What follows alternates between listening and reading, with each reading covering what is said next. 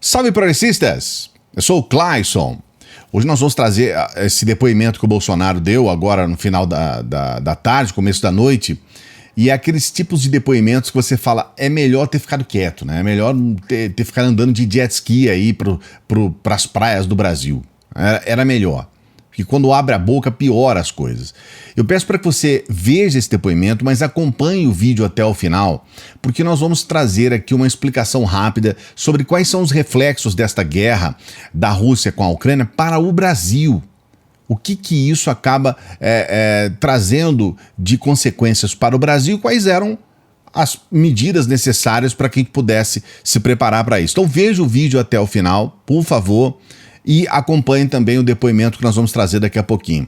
Antes eu quero trazer para você um artigo do Estado de São Paulo, do Estadão hoje, que fala: a Rússia invade a Ucrânia, o mundo reage e Bolsonaro está em outro planeta. Enquanto a Bahia afundava em dor, lama e mortes, o presidente Jair Bolsonaro gastava R$900 mil para andar de jet ski no lindo Mar Azul de Santa Catarina. Enquanto o mundo afunda em ameaças e incertezas com a guerra da Ucrânia, Bolsonaro faz motociatas por aí. Para que serve um presidente? Para curtir a vida e fazer campanha? Essa é uma pergunta chave para essa história toda. Porque, ao que parece, para os bolsonarentos, a ideia é que o Bolsonaro fazendo motociata e campanha e fazendo visitas e cumprimentando as pessoas na rua, tá ok, não precisa fazer mais nada, não precisa trabalhar. A gente viu aqui nessa reportagem do UOL, Bolsonaro passa carnaval na praia em meio a críticas e a guerra da Ucrânia. Eu não posso colocar o vídeo aqui por questões de copyright, mas o Bolsonaro tá aqui gravando com a população, tapinha nas costas, ô Bolsonaro, e aí, mito. E o caos acontecendo. A reportagem diz: o presidente Bolsonaro optou por passar o feriado de carnaval na praia em meio à guerra entre a Rússia e a Ucrânia. Centenas de brasileiros na Ucrânia relatam dificuldades para conseguir sair do país por causa da invasão russa. E o governo federal tem sido criticado por parlamentares sobre a falta de um apoio maior do Itamaraty. Esse é só um dos problemas. Vários brasileiros desesperados para sair da Ucrânia, outros andando por aquela região a esmo, alguns chegando, a gente viu informações agora há pouco na embaixada lá da Romênia, mas todo mundo reclamando das ações do Itamaraty, que praticamente o Bolsonaro abandonou o povo brasileiro que está na Ucrânia, e é uma guerra que está acontecendo lá. Então, realmente as coisas são chocantes. E as pessoas parecem não estão entendendo a gravidade da questão. Eu vou trazer para você esse depoimento aqui do Bolsonaro, que ele deu hoje, mas eu só quero pedir para você dar o like no vídeo. Já estava esquecendo, hein? Tô aqui para te lembrar para você dar o like no vídeo e, por favor, se inscrever no canal. A sua inscrição é muito importante. Quando você dá o like e você se inscreve no canal, ativa o sininho, você ajuda para que o vídeo possa ser visto para mais brasileiros. Você nos ajuda também para que o nosso trabalho continue aqui. Então dê esse like.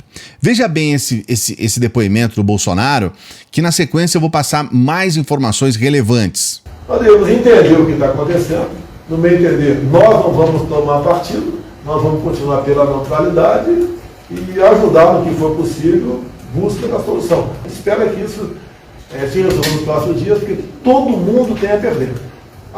Inclusive quem não entrar na guerra. Os líderes do Ocidente já se manifestaram e o senhor vai se manter na neutralidade? Grande parte da população da Ucrânia fala russo, uma parte considerável. São estados, praticamente países irmãos. A guerra com massacres civis, isso há muito tempo não se ouve falar, taxa nenhum país do mundo fazer isso, ainda mais quando o mundo está conectado com as redes sociais. As imagens aparecem em fração de segundos no local. O pessoal, o país que quer ganhar a guerra, nós sabemos quem tem a maior força que pode ganhar a guerra, mas não quer criar um problema humanitário no mundo todo. Não acredito nisso aí. Agora, qual é a minha posição? O que você quer que eu faça o quê para acabar com a guerra? Tudo que eu posso fazer, eu já fiz e continuo fazendo. Mesmo com brasileiros lá no... Nós já temos 70 brasileiros que já estão de país. Nós já conseguimos retirar de lá. Estamos aguardando o interesse dos brasileiros no futebol e envio para o Brasil. Então, como você percebe, Bolsonaro, então, se diz permanecer neutro em relação a essa situação. Inclusive, numa reportagem de hoje, Bolsonaro diz que ligou para Putin nesse domingo e que o Brasil adotará um posicionamento neutro com relação à Ucrânia. O presidente da República está hospedado no Forte dos Andradas, em Guarujá, no litoral de São Paulo. Previsão é que o Bolsonaro retorne em Brasília na próxima sexta-feira. Somente na próxima sexta-feira, dia 4. Vai passar todos esses dias de férias no Guarujá. E eu pergunto para você, você considera isso correto? Você vê a pergunta da repórter e os brasileiros que estão lá. Ah não, 50 pessoas. Como assim 50 pessoas? Nós temos, pelo menos na Ucrânia, 500 brasileiros. A própria embaixada passou essa informação. E aí ele diz, vou me manter neutro. Porém, veja bem, nessa reportagem aqui da CNN, Brasil e 10 países votam por resolução crítica à Rússia na ONU. A China se abstém. Então, veja bem, na sexta-feira, dia 25, o Conselho de Segurança da ONU atraiu os olhares do mundo ao se reunir na sede das Nações Unidas em Nova York para discutir o conflito entre Rússia e Ucrânia. Agora, o Brasil não se manteve neutro. Na verdade, na reportagem, o Brasil defende o fim das hostilidades. É o que tá sendo colocado lá na ONU. Então a gente não sabe se o Bolsonaro ou ele não está entrando em contato com os seus próprios subordinados lá do Itamaraty, ou se o Itamaraty está tendo relações paralelas com o mundo em relação ao Bolsonaro. Há um descompasso. Por um lado, o Bolsonaro diz que liga para Putin e que vai ficar neutro. Por outro lado, o próprio Itamaraty vai lá na ONU e coloca uma declaração de que ele tem críticas à Rússia. Então, você consegue compreender o tamanho da bagunça? Você consegue compreender o que está acontecendo com o país? Veja bem, o Trump, ele começou elogiando o Putin, mas agora troca de lado. É Bolsonaro que fica onde estava. A Constituição brasileira não abre espaço para que se tente legitimar a invasão da Ucrânia na Rússia. Então, quer dizer, em termos gerais, isso estaria errado, mas mesmo que você não tenha uma crítica, você tem que tomar um lado, uma posição. O homem que às vésperas da invasão da Ucrânia pela Rússia disse que Vladimir Putin era um gênio e muito esperto, recuou ao concluir que só tinha a perder. E o Brasil tem a perder ou a ganhar com essa guerra? E aqui vem uma questão que eu considero fundamental para a gente refletir. Como a guerra entre Rússia e Ucrânia afeta a economia brasileira? Reportagem na Forbes, tá? Aqui eu considero especial para a gente prestar atenção. Aumento das pressões inflacionárias e redução das perspectivas de crescimento econômico serão alguns dos efeitos da guerra da Rússia e Ucrânia na economia brasileira. E, olha, veja bem, nós estamos falando de aumento de inflação e redução de crescimento econômico, mas está longe de ser só isso, tá? A gente está falando aqui, por exemplo, de juros em alta e crescimento em baixa. A gente está falando, por exemplo, nessa outra reportagem aqui do Canal Rural, guerra entre Rússia e Ucrânia pode impactar a economia no Brasil, e eles explicam até de forma mais detalhada. Segundo a Fundação Getúlio Vargas, existem diversos canais pelos quais a crise entre Rússia e Ucrânia pode chegar à economia brasileira. O principal é o preço internacional do petróleo. O barril do tipo Brent encerrou a semana a $105, no maior nível desde 2014. E aí nós temos um problema aqui no Brasil. Nós indexamos o valor da nossa gasolina ao valor do barril. Nós indexamos o valor do nosso combustível ao dólar. Sobe o barril, para onde vai o preço do combustível aqui no Brasil? A gente pode daqui a pouco estar pagando R$10, R$15 na gasolina. Isso é muito grave. A questão com relação aos alimentos. Outro canal pelo qual a guerra no leste europeu pode afetar a economia brasileira são os alimentos. A Rússia é a maior produtora mundial de trigo. A Ucrânia ocupa a 4ª posição. Nesse caso, o Brasil não pode contar com outros mercados, porque a seca na Argentina, tradicionalmente o maior exportador do grão para o Brasil, está comprometendo a safra local. E aqui nós temos uma questão que afeta o nosso pãozinho, né? O pão nosso de cada dia, e uma série de outros alimentos. E não é só isso. Nós temos esse problema também dos fertilizantes.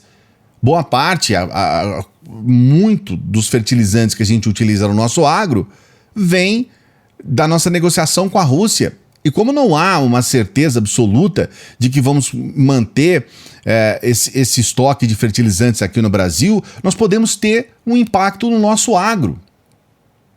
Ainda na reportagem, dólar e juros. O terceiro fator pelo qual a crise entre Rússia e Ucrânia pode impactar a economia brasileira será por meio do câmbio.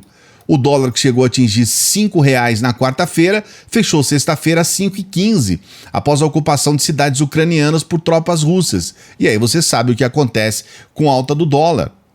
A gente nem precisa falar. E ainda falando sobre essa questão dos fertilizantes, nós temos essa reportagem da CNN. Auxiliares de Bolsonaro acreditam que Putin não irá garantir envio de fertilizantes. Então, nós estamos numa situação de caos. Caos tremendo. E esse sujeito está salgando o bumbum numa praia até sexta-feira. Veja bem, você está acompanhando no domingo, eu estou falando sexta-feira.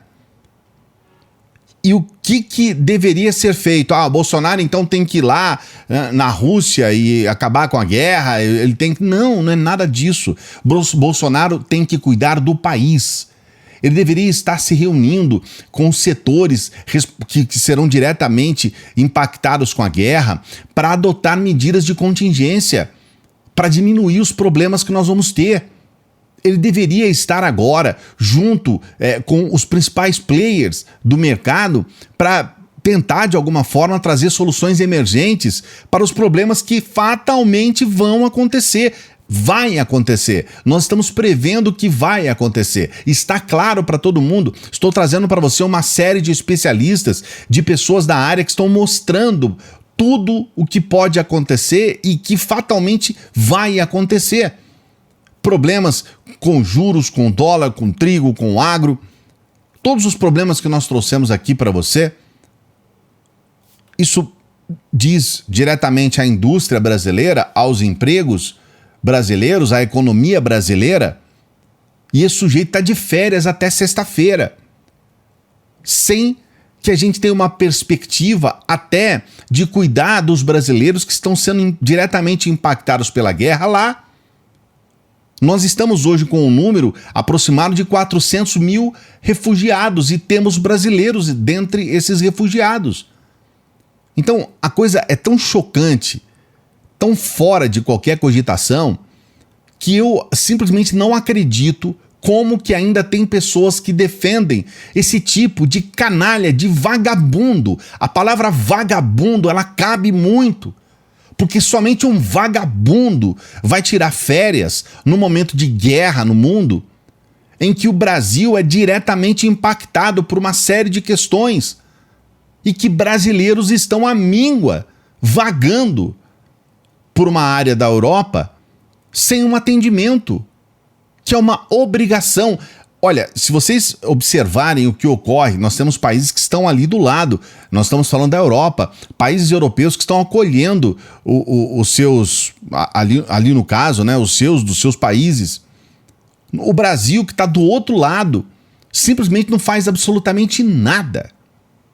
Quando muito cogita a ideia de levar um avião para lá, mas é um absurdo, as pessoas estão indo às redes sociais para reclamar das ações. E o Itamaraty fica de mãos atadas, porque o presidente está andando de jet ski na praia.